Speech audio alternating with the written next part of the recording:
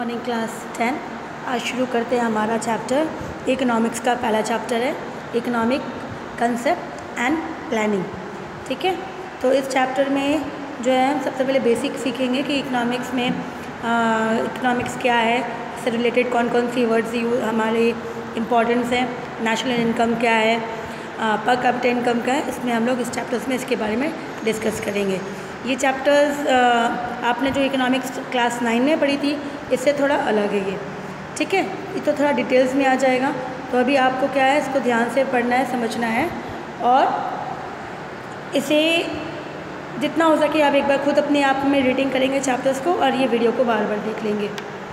इस चैप्टर में जो मार्क्स होगी, इस चैप्टर में 3 मार्क्स के क्वेश्चन आएंगे। इस चैप्टर से जो नंबर्स कंटेंट करती है, मार्क्स जो करती है वो 3 मार्क्स की है, लेकिन किस तरह से 1 + 1 + 1 = 3, मतलब ये 3 मार्क्स का है। ऑल टुगेदर कितनी क्वेश्चंस होंगे इसके अंदर?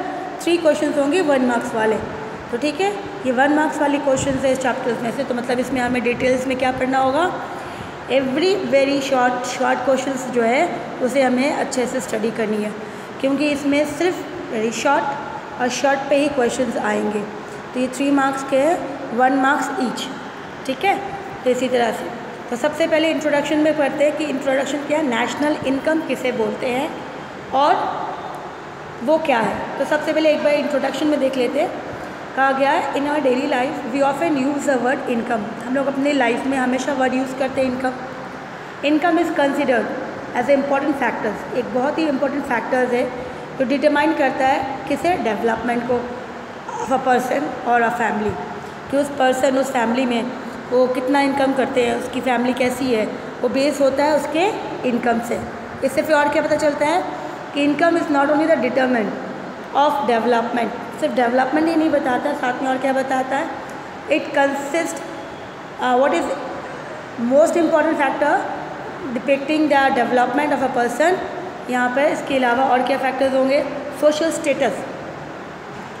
यहाँ मोस्ट इम्पॉर्टेंट फैक्टर्स है depicting development of person, income of a family portrait, कि फैमिली कैसी है, इसकी मटेरियल लाइफस्टाइल क्या है, सोशल स्टेटस कैसा है, इकोनॉमिक डेवलपमेंट कितना ज़्यादा हो रहा है उनके। तो इसी तरह से ये सब चीज़ें जो है ये बहुत इंपॉर्टेंट है। Just like national income of a person और फैमिली, उसी जैसा अगर हमने अभी देखा कि पर्सनल लाइफ में इनकम इज़ इम्पॉर्टेंट। क्यों इनकम इम्पॉर्टेंट है, इससे हमें क्या पता चलता है, हमारा डेवलपमेंट पता चलता है ऑफ अ पर्सन और a family.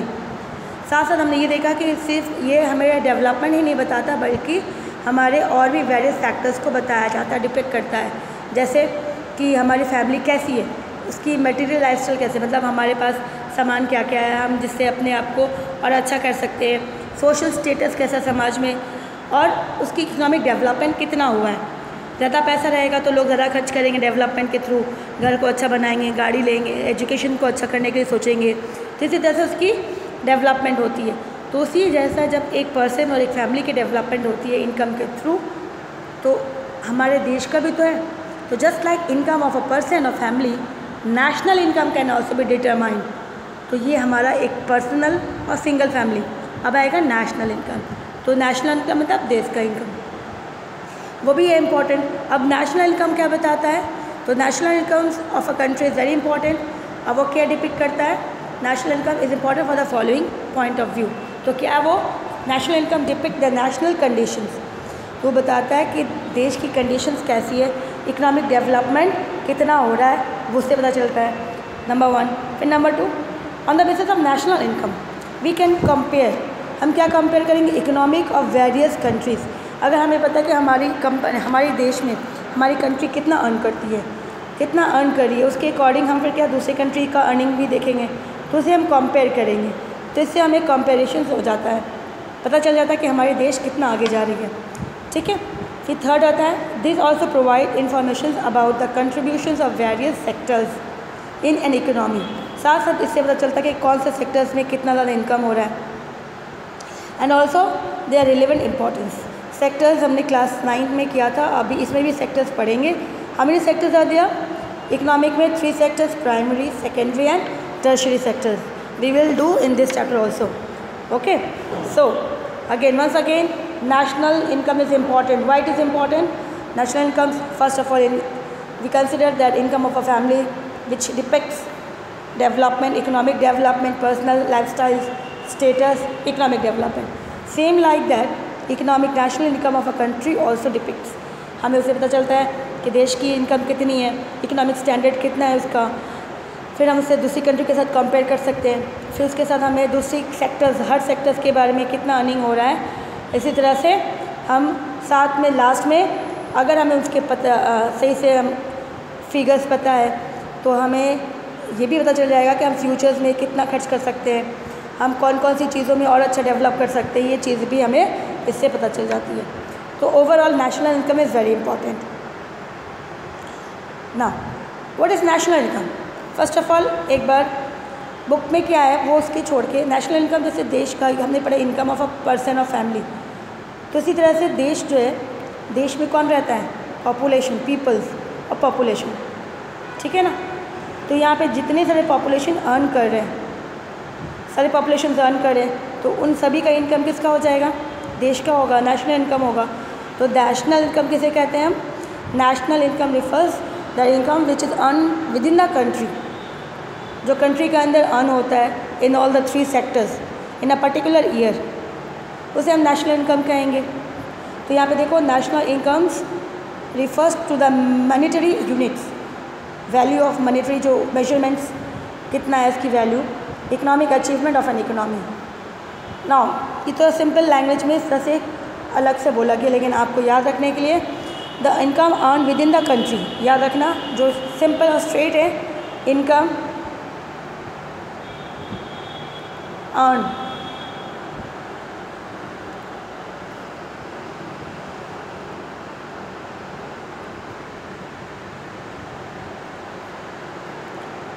income earned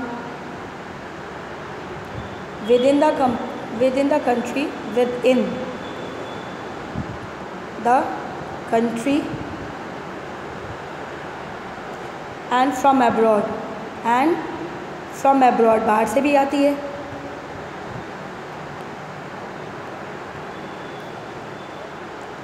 in a financial year, in a financial year और in a particular year, financial year लिख देते हैं। फाइनेंशियल ईयर क्या है वो पढ़ेंगे अभी हम लोग। तो उसको कहा जाता है कि वो नेशनल इनकम है। तो जो इनकम देश के अंदर हो रही है, अर्न कर रहे हैं देश के अंदर सेक्टर्स के थ्रू, और जो इनकम बाहर से आ रही है, बिजनेस होती है, वो सभी इनकम मिला के, और वो पीरियड होता है हमेशा, मेजरमेंट जो होती है वो हमारे इकोनॉमिक में पीरियड आएगा, 1 ईयर। तो मेनली 1 ईयर को ही हम रखा जाता है फाइनेंशियल ईयर में, 1 ईयर, तो उसी को कहा जाएगा, वो हमारा हो जाएगा नेशनल इनकम। तो सिंपल लैंग्वेज में था कि income which is earn within the country and the income which comes from abroad in a financial year is known as national income, ठीक है। तो यहाँ पे जैसे 1 मार्क्स में क्वेश्चन आ गया, व्हाट इज़ नेशनल इनकम, तो ईजिली आप इस तरह से बता सकते हो। यहाँ पे डेफिनेशन भी आ जाएगा अभी, it can be defined as the monetary value of all the final products and services produce by all the sources production during a particular time. Particular time यहाँ पे बताया गया, पर्टिकुलर टाइम में जैसे यहाँ पे मेंशन किया गया फाइनेंशियल ईयर, तो कोई भी टाइम पीरियड होता है फाइनेंशियल ईयर को लिया जाता है, 1 ईयर लिया जाता है इन द कंट्री। तो ये वही चीज़ जो हमने डिस्कस किया, वही चीज़ है, बट लैंग्वेज थोड़ा सा अलग बोल दिया है, थोड़ा सा। तो मैंने आपको ईजी करने के लिए कहा था कि ये याद रखना, आप भूलना नहीं। सिंपल लैंग्वेज में the income which be earn within the country and the income which comes from abroad in a financial year is known as national income. यही चीज़ यहाँ पे लैंग्वेज अलग है, ठीक है, मीनिंग सेम है। फाइनल प्रोडक्ट और services is a community which is not proceed further in the process of production. ना next is what is final product and services.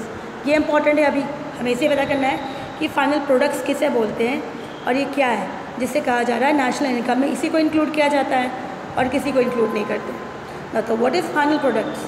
अब उससे पहले हम मूव करेंगे, सेक्टर्स में जाएंगे। सेक्टर्स इंपॉर्टेंट है, जैसे मैंने कहा कि हमने क्लास 9th में एक बार किया, चैप्टर्स डिस्कस किया हुआ है सेक्टर्स में।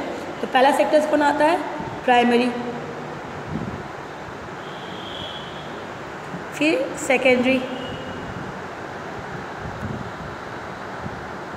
ना प्राइमरी को एग्रीकल्चर के नाम से भी हमने पढ़ा था, इसे एग्रीकल्चर के नाम से भी कहा गया था, एग्रीकल्चर सेक्टर। और सेकेंडरी को इंडस्ट्रियल सेक्टर्स के नाम से भी हमने पढ़ा था, इंडस्ट्रियल सेक्टर। तो इसी तरह से तीसरा हो गया, तो ये नंबर 1 हो गया प्राइमरी, नंबर 2 हो गया सेकेंडरी, और थर्ड वाला आ गया, थर्ड हो गया टर्शियरी सेक्टर। थर्ड वाले को टर्शियरी सेक्टर्स के नाम से कहा जाता है। टर्शियरी सेक्टर्स जो है हमारा, इसे क्या बोला जाता है, इसे एक और नाम से बोलते हैं सर्विस सेक्टर। किस नाम से? सर्विस सेक्टर्स के नाम से। तो हमने देखा अभी कि हर सेक्टर्स में 2-2 नाम दिया गया है। अब हम पढ़ेंगे इन तीनों को साथ में। ये तीनों जो है, तीनों डिपेंडेंट है। तो नंबर 1 क्या था? प्राइमरी, ठीक है, सेकेंडरी, और थर्ड था टर्शियरी, ठीक है। तो इस तरह से ये हो गया। अब यहाँ पे प्राइमरी में, सेकेंडरी में, टर्शियरी में एक एग्जाम्पल लेते हैं कि प्राइमरी मतलब बेसिक, शुरुआत होती जिसके लिए इसको एग्रीकल्चर कहा गया। सब कुछ जो होता है रॉ मटेरियल्स हमें मिलता कहाँ? प्राइमरी से। तो एग्रीकल्चर में मान लेते हैं वीट लेते हैं। ये वीट जो प्रोड्यूस हुआ, वीट कहाँ बना? फार्मर्स के थ्रू। फार्मर्स ने वीट्स को बेचा, मान लेते हैं उसने 8 रुपीज़ पर केजी, ठीक है। किसे बेचा? कौन लेगा? सेकेंडरी, बट जिसे हमने कहा था इंडस्ट्री सेक्टर्स भी कहा जाता है। मैन्युफैक्चरिंग, इंडस्ट्री करता क्या है? मैन्युफैक्चरिंग करता है, उस चीज़ को प्रोसेस करता है, अलग तरीके से वो वापस बनाता है।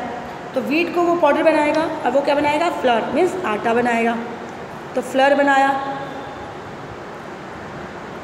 पहला उसने गेहूँ से आटा बनाया, फ्लोर बनाया। तो इसने 8 रुपीज़ पर केजी, जब इसने आटा बनाया तो इसका प्राइस कितना हो जाएगा? मान लो 10 रुपीज़ पर केजी हो गया, 2 रुपीज़ इंक्रीज़ हुआ। अब ये वापस फ्लोर जो है वो उसी इंडस्ट्री सेक्टर्स में दूसरे स्टेप में जाएगा, दैट इज़ मान लेते बिस्किट कंपनी में गया। बिस्किट कंपनी ने उसमें शुगर मिलाया, बटर मिलाई, ठीक है, बटर, ऑयल, शुगर जो भी है उसको बना के, नट्स मिलाने के बाद उसको बिस्किट बनाने के बाद पर पैकेट मान लेते हैं इसको 10 रुपीज़ में बेचा, या फिर 10 रुपीज़ ही कर लेते हैं। पर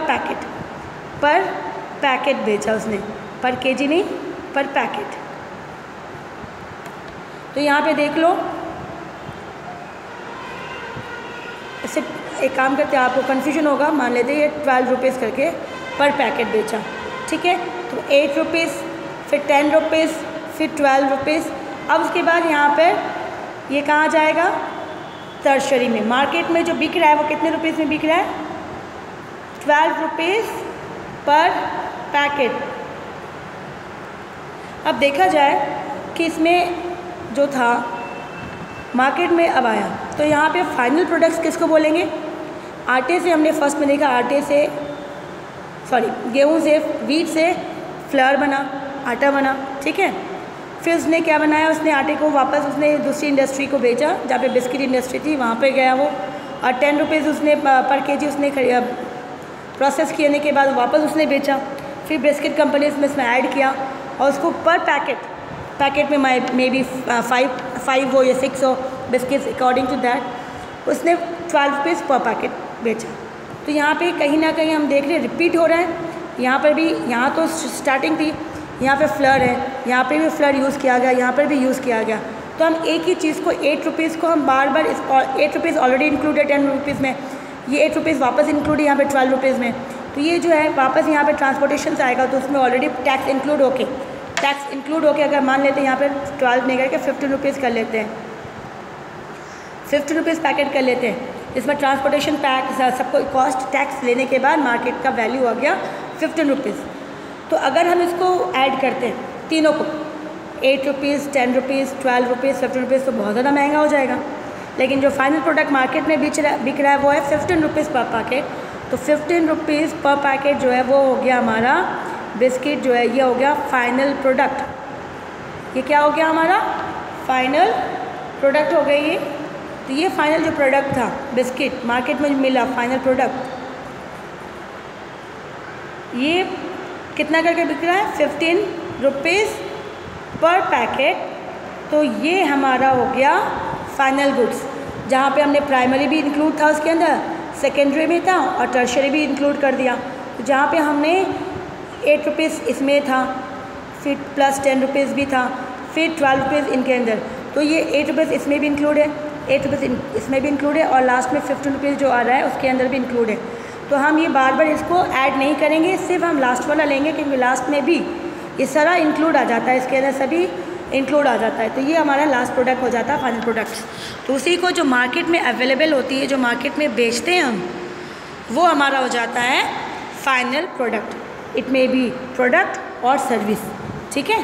तो इसी तरह से इसे ही ऐड करते हैं। तो जब भी नेशनल इनकम कोई भी जब हम काउंटिंग करते हैं तो किसे काउंट करेंगे, प्राइमरी का, इंडिविजुअल नहीं ऐड करते हैं कि प्राइमरी को ऐड करेंगे, सेकेंडरी को ऐड करेंगे, टर्शरी को ऐड करेंगे। It is only added the final product. तो final product is the important product जिसको ऐड किया जाता है। क्यों? क्योंकि फाइनल प्रोडक्ट्स में सभी इंक्लूड हो जाते हैं, प्राइमरी वाला कॉस्ट, सेकेंडरी का कॉस्ट एंड टर्शरी का कॉस्ट, ये सभी इंक्लूड हो जाता है फाइनल प्रोडक्ट्स में। तो इसीलिए इंडिविजुअल इसको नहीं ऐड करते फाइनल प्रोडक्ट्स। होप आपको समझ में आया होगा कि फाइनल प्रोडक्ट्स किसे कह रहे हैं। उसी से same like that final product service भी वैसे ही है। जो आप काम करते हो, जो काम करते हो तो एंड में जो पेमेंट मिलता है उसके अंदर सारा कॉस्ट इंक्लूड हो जाता है। तो अलग अलग काम के लिए अलग अलग पैसे नहीं होंगे, एंड में जो पेमेंट मिलेगा that will be the final service, जो मिल रहा है आपको वो फाइनल के लिए। तो इसी तरह से this is also important to remember the national income in. तो इसी तरह से नेशनल इनकम फिर क्या होगा, is the sum total of the income of all the sources of the production of a country. तो नेशनल इनकम के मतलब आ गया सम टोटल्स, जो भी इनकम हो रहा है देश के अंदर वो सभी का टोटल हो गया, प्राइमरी, सेकेंडरी एंड टर्शरी का। जो भी प्रोडक्शन हो रहा है विद इन द कंट्री वो सारा हो गया। तो इसी तरह से एंड नॉट द इनकम, तो यहाँ पे and not the income of citizens of the country. तो यहाँ पे इनकम सिटीजन्स जो कमा रहा है, सर्विस, वो सर्विस में आ जाएगा, और जो प्रोडक्ट्स हो रहा है वो भी आ जाएगा। तो सिर्फ सिटीजन्स का इनकम नहीं है, प्रोडक्ट्स भी है। तो इसीलिए फाइनल प्रोडक्ट्स एंड सर्विसेज जो प्रोड्यूस होता है, प्रोसेस होता है और प्रोडक्शंस के लिए आगे बढ़ता है, ठीक है। अब हमने डिस्कस किया था फाइनेंशियल ईयर। तो क्वेश्चन पूछ सकते हैं 1 मार्क्स के लिए कि what is the financial year. तो हमारे इंडिया में जो फाइनेंशियल ईयर होती है वो शुरुआत होती है 1 अप्रैल से और एंड होती है 31 मार्च। मतलब अगर अभी इस ईयर का देख लेते हैं, 2020 चल रहा है, तो 20 का फाइनेंशियल ईयर शुरू हो गया 1 अप्रैल से शुरू हो गया है। अब ये एंड कब होगा, 2021। 2021 में कब होगा, 31 मार्च में। तो ये 1 ईयर हो गया। तो ये है फाइनेंशियल ईयर। तो फाइनेंशियल ईयर का डेट मेंशन करना ज़रूरी। आप 1 ईयर लिख दोगे तो आपका आंसर रॉन्ग हो जाएगा, क्योंकि आपको डेट मेंशन करना है कब से कब तक। तो इंडिया का फाइनेंशियल ईयर है 1 अप्रैल से 31 मार्च। फिर प्रोडक्शन किसे कहते हैं, production creation of utility, creation of prices, जो चीज़ें हम बनाते हैं उसको क्रिएट करना, कुछ अच्छा करना। जैसे हमने वीट से क्या किया, फ्लवर बनाया, फिर फ्लवर से क्या बनाया, बिस्किट्स बनाया। This is creativity. बिस्किट तक हम उसको लेके गए, है ना, बिस्किट से, ब्रेड से, बेकरी, जहाँ पर भी यूज़ करा है। तो प्रोडक्शंस लास्ट का ये हमारा बिस्किट्स है। तो जहाँ पे बिस्किट बनाने में प्राइस भी इंक्रीज़ हुई, वीट से प्राइस जो हुआ, फ्लोर का चेंज हुआ, फिर फ्लोर के बाद बिस्किट का चेंज हुआ। तो creation of utility and creation of rise, जो प्राइस राइज भी हुई यहाँ से यहाँ तक, दिस इज़ कॉल्ड प्रोडक्शन, ठीक है ना। अब यहाँ पे एक बार वापस फाइनल गुड्स एंड सर्विसेज अब समझ में आ गया होगा कि आपको फाइनल गुड्स कैसे बोल रहे हैं। फाइनल गुड्स कैसे बोल रहे हैं, फाइनल गुड्स जो एंड में मार्केट में अवेलेबल है, जिसके अंदर 3 प्राइमरी, सेकेंडरी एंड टर्शरी तीनों इंक्लूड होता है, उसे कहा जाता है final goods and services which are produce by all means of nations. देश को जो चाहिए उसके अकॉर्डिंग इन देयर जॉइंट और कॉम्बाइंड एफर्ट्स। जो भी लोग काम करते हैं सभी की एफर्ट्स होती है, किसी अकेले का एफर्ट्स नहीं होता है। The decision of price increase, साथ में कितना प्राइस बढ़ेगा वो भी सब मिलके, अकेले को डिसीजन नहीं लेता है। Is taken in the equal ratio, सभी को इसी तरह से सोच समझ के इक्वल डिसीजन लिया जाता है। दिस इंक्रीज इन वैल्यू, जो ये इंक्रीज़ हो रहा है, is distributed among all the owner sources. और ये जो इंक्रीज़ किया जाता है प्राइस, इस सभी में इक्वल जो शेयरिंग होगी, इक्वल होगी। प्राइमरी को भी मिलेगा, सेकेंडरी में भी मिला, ट्रेशरी को भी मिला था, हमने देखा यहाँ से इसके पास गया तो इसके पास, तो सभी को कुछ ना कुछ 2 रुपीज़ 3 रुपीज़ का इंक्रीजमेंट हुआ था। तो इसी तरह से source, this source are awarded, ये सोर्सेज जो मिला इनको ये था अवार्ड फॉर सर्विस जो उन्होंने प्रोवाइड किया, दैट इज़ उसका प्रॉफिट, उसको अवार्ड क्या मिला, प्रॉफिट जो उसे मिला, जो उसने काम किया उसके कारण। लैंड एंड रेंट, जैसे ज़मीन अगर है आपके पास तो आप हाउस है तो रेंट में देते हैं, लेबर क्या करता है, वर्क करता है तो उसको वेज मिलता है। कैपिटल अगर हम बैंक में पैसा रखते हैं तो हमें इंटरेस्ट मिलता है। इंटरप्राइज बिजनेसमैन जो होता है वो प्रॉफिट अर्न करता है। तो इसी तरह से यहाँ पर सोर्सेज भी जो है वो भी अर्न कर रहे हैं। तो the payment which is received by the means, तो यहाँ पे the payment which is received by the means of production, जो हमें पैसे मिलते हैं जो हम प्रोड्यूस बनाते करते हैं उसके बाद बेचते हैं, of a nation is equals to the increase, तो जो हमने बनाया हमें उसके बदले में पेमेंट मिला, ठीक है, नेशंस में देश के लिए। उसी तरह से is equal to the increase price done by all means of productions that nations, तो वैसे ही जो प्रोडक्शंस हमने जितना प्रोडक्शन किया हमें उसी के अकॉर्डिंग प्रॉफिट होगी देश को। तो जितना बना हमने जितना अर्न किया अकॉर्डिंग टू द प्रोडक्शंस उतना ही प्रॉफिट अर्न करेगा। तो इसी तरह से हमने काम किया, हमने प्रोडक्शन बनाया, उसको जो प्रॉफिट हुआ वो लगभग एक है। Now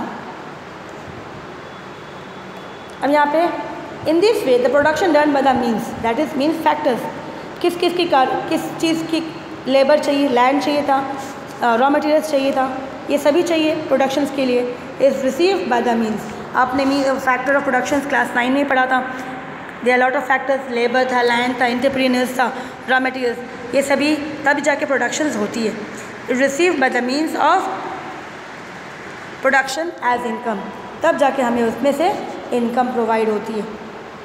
therefore gross domestic product, तो ग्रॉस डोमेस्टिक प्रोडक्ट इसे GDP के नाम से मोस्टली याद रखना, इसको GDP के नाम से याद कर लेना क्योंकि इसे इसी नेम से ही ज़्यादा याद होता है। Gross domestic product full form हो जाएगा gross domestic income is also, कि आपने जितना प्रोडक्ट किया तो आपने जितना प्रोड्यूस किया अब उसी को बेचोगे तो इनकम भी आपको उतना ही मिलेगा। आप कम बनाओगे तो इनकम भी कम होगा आपका, तो डिपेंड अपॉन प्रोडक्शन, तभी आपका इनकम, तो प्रोडक्शन इक्वल्स टू इनकम हो गया। Is one and the same thing in content to a country. तो ये समझ में आया कि आपने प्रोडक्शन जितना करोगे बेचने पर इनकम भी तो उतना ही आएगा, अर्न करोगे तो एक production equals to income, earn कर रहे हैं हम जितना इनकम हो गया। तो ये वही चीज़ है, अभी रिपीट किया। In simple language it can be said that the sum total of income, अगर हम बोले the sum total of income which is earn as a result of contribution by all the sources of production, जो भी sources of production था उसके through जो हमने बनाया प्रोड्यूस किया in a country during a financial year, उसको हम नेशनल इनकम भी बोल सकते हैं। ये भी एक डेफिनेशन है, लेकिन जैसे मैंने कहा था सिंपल ईजी याद रखो, ये ईजी लैंग्वेज है। देखो, national income can also B interpreted in the form of some total of income from domestic sources and income obtain from abroad. यहाँ पे एक चीज़ की कमी है, सेंटेंस इनकम्प्लीट है, यहाँ पे जैसे लिखा हुआ है इन अ पर्टिकुलर ईयर और फाइनेंशियल ईयर लिखना ज़रूरी है, तब आपका डेफिनेशन कंप्लीट हो जाएगा। या फिर जैसे मैंने डेफिनेशन बताया था कि national income the income which is earn within the country and the income which comes from abroad in a particular year और फाइनेंशियल ईयर। या फिर आप ये वाला लिखो, सेम है, वही चीज़ ही है।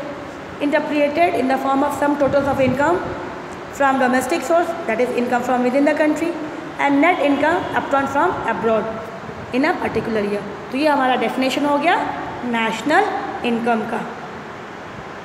ठीक है, फिर आगे बढ़ते हैं। Gross domestic income refers to the source income. अब ग्रॉस डोमेस्टिक इनकम क्या है? Source income produce within the country. तो डोमेस्टिक का मतलब होता है देश के अंदर, तो हम जो देश में बना रहे और बेच रहे देश के अंदर ही, वो हमारा डोमेस्टिक हो जाएगा। बाउंड्री क्या है? हमारा खुद का कंट्री। तो ये national income has various form which are known as except of national income. तो इसके लिए नेशनल इनकम को कहा गया है वेरियस फॉर्म्स, अलग अलग उसके अलग अलग रूप पे अलग अलग तरीके से इसको बताया गया। कंसेप्ट मेनली है national income. All this concept have their respective scientific names, सबकी अलग अलग नाम है, जैसे gross domestic product, net domestic product, gross domestic national product, net national product, other major one among. तो अभी हमने डिस्कस किया था सबसे पहले, ये वही चीज़ है कि gross domestic product and gross domestic income.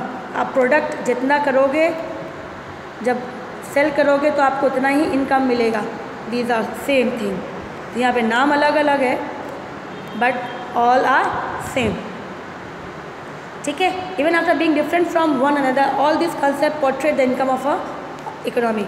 नाम अलग अलग है, अलग अलग तरीके से कर रहे हैं, लेकिन ओवरऑल वो इनकम देश का ही है। तो usually gross domestic product is used to determine achievement of an economy. तो जीडीपी जो है ये हमें बताता है कि हमारे देश के अंदर प्रोडक्ट कितना हुआ, और जितना प्रोडक्ट होगा हमारा इनकम भी उतना ही होगा। तो इनकम को फाइंड आउट करेंगे तो उससे पहले हमें क्या करना पड़ेगा, find out GDP, gross domestic product को फाइंड आउट करना पड़ेगा। तो the GDP, gross domestic product, refers to the sum total of the monetary value. तो ये क्या है, sum total of the monetary value, कि हमारी वैल्यू मनी की किसकी है, क्या बेचा हमने, कौन सा प्रोडक्ट बेचा, फाइनल गुड्स एंड सर्विसेज। तो तब हमें क्या मिल जाएगा, हमारा टोटल जीडीपी मिल जाएगा in a boundary within the country during a financial year. तो ये हमारा हो गया नेशनल इनकम। तो आज जो है नेशनल इनकम पे ही रखते हैं, नेक्स्ट क्लास में हम लोग आगे बढ़ेंगे, और होप आप इसको समझो और कोशिश करो कि इसे समझ में आए आपको। और रीडिंग बहुत ज़रूरी है।